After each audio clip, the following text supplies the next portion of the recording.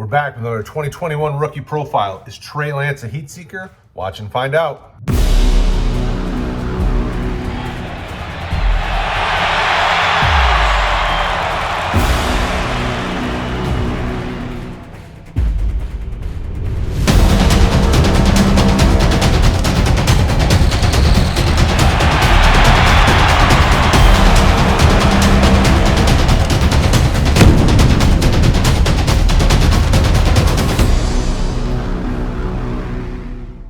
Brad from RotoHeat and RookieDraftGuide.com. Welcome back to the channel. If you haven't already subscribed, do it. If you have, thank you. Please hit that like. Let's get this thing up to 200 likes. And don't forget, check out RookieDraftGuide.com.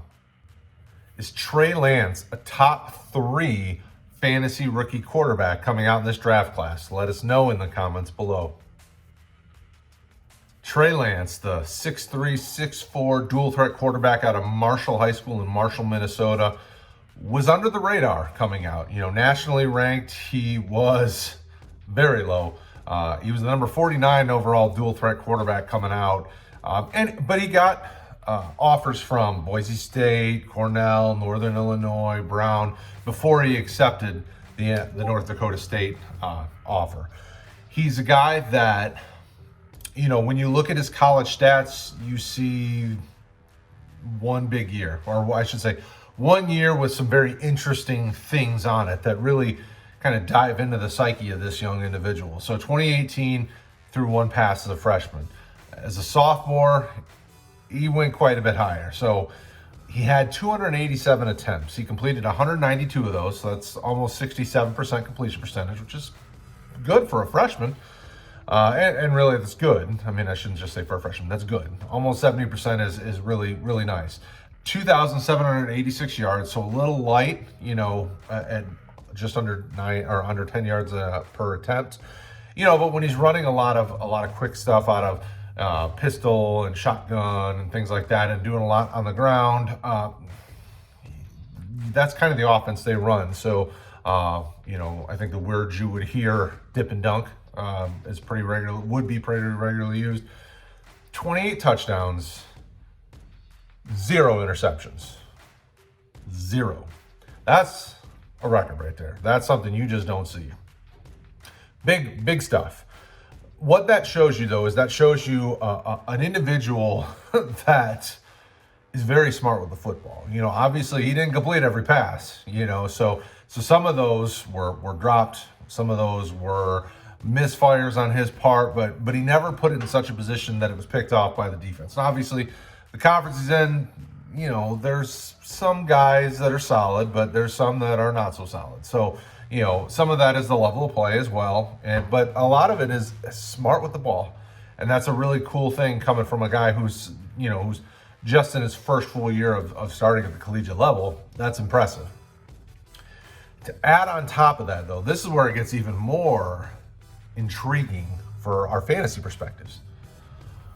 169 rushing attempts for 1,100 yards and 14 touchdowns.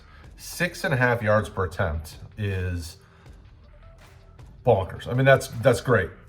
You know, the dual threat, and obviously, you watched the beginning of the video. I said he was dual threat.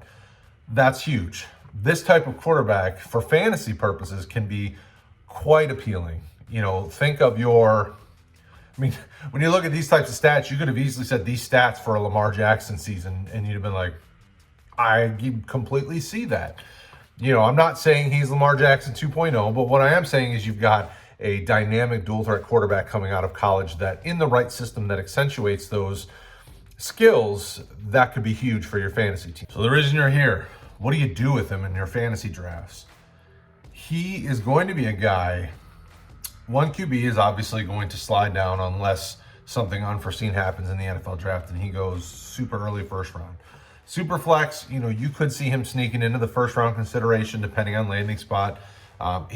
For some reason, it seems as though over the last few months, he's kind of faded a bit with the emergence of Zach Wilson, with Kyle Trask's, you know, really strong season, with how Fields and Trevor played. I mean, you know, he's kind of getting lost in the shuffle a little bit because you didn't see anything from him, but he's a guy that had a really, for what he does at the quarterback position, my guess is he feels like he showed the NFL everything he needed to show him, and he had nothing more to show on tape. I mean, think about like Youngstown in 2019. That was a perfect example of what he can do at the next level if given the opportunity, the proper coaching, the team around him.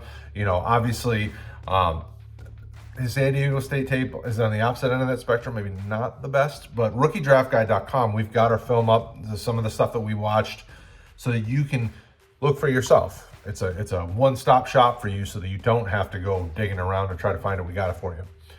So the thing that's gonna need to happen with Lance is he's gonna need to go to a system that accentuates the things that he does well. This escapability, being able to extend a play with his feet. Think about what Ben Roethlisberger used to be before, injuries and age and all that set in, where he would be able to get out and make some things happen on the perimeter and be able to move the sticks with his legs if he needed to. I could see a team like a Pittsburgh or probably not San Francisco, but like a Pittsburgh, or maybe even a team like Houston, if they can somehow find a way into a pick if Deshaun Watson is no longer there. A team that needs to be able to have a quarterback that can make some magic happen when the play breaks down. This is the type of kid that can develop into that. He can develop into a nice eventual NFL starter if given the time, coaching, the team around him, all the things that all the teams should be giving their quarterbacks, really, quite honestly. What does that mean for your fantasy team? This is a guy that you should want to try to target at some point in your draft. As we get into mock season and we begin to get more information and we get to the combine and do all these things, rookiedraftguide.com, we will have our projected landing spot so that kind of where you're going to need to go after him if you want to get some Trey Lance shares on your roster. He does a lot of things well that I think NFL teams are really going to like. Once they get into the interviews and some of those things, that'll really kind of determine what teams fall in love with the player. He can be inconsistent, but that'll change with time and being in the system and all that stuff. I mean, one season of collegiate level starting experience, you can see that he was growing in the football IQ side of things. 287 passes without interceptions is bonkers. I mean, that's a record. Being able to not let the pocket collapse on him and really get too thrown off by what the defenses are showing him. I mean, that shows a poise and an IQ that really is something that will be intriguing to NFL GMs and NFL scouting teams and all that, because when you get to the big stage, you can't crack under pressure. You can't slip because they need you to be on your game. And he's made strides in a lot of areas. You saw it throughout the 2019 season. So I am of the hilt, and so is the team. They like Lance. Obviously, he's not our top quarterback. You'll have to go to Rookie Draft Guide to find out who our top quarterback is. But he's a guy that everybody on the team thinks has potential moving to the next level, and we think you should too. So keep it locked in here to Roto Heat and rookiedraftguide.com, our Discord, Facebook, all the things I tell you at the end of every video, and we will talk to you guys again soon.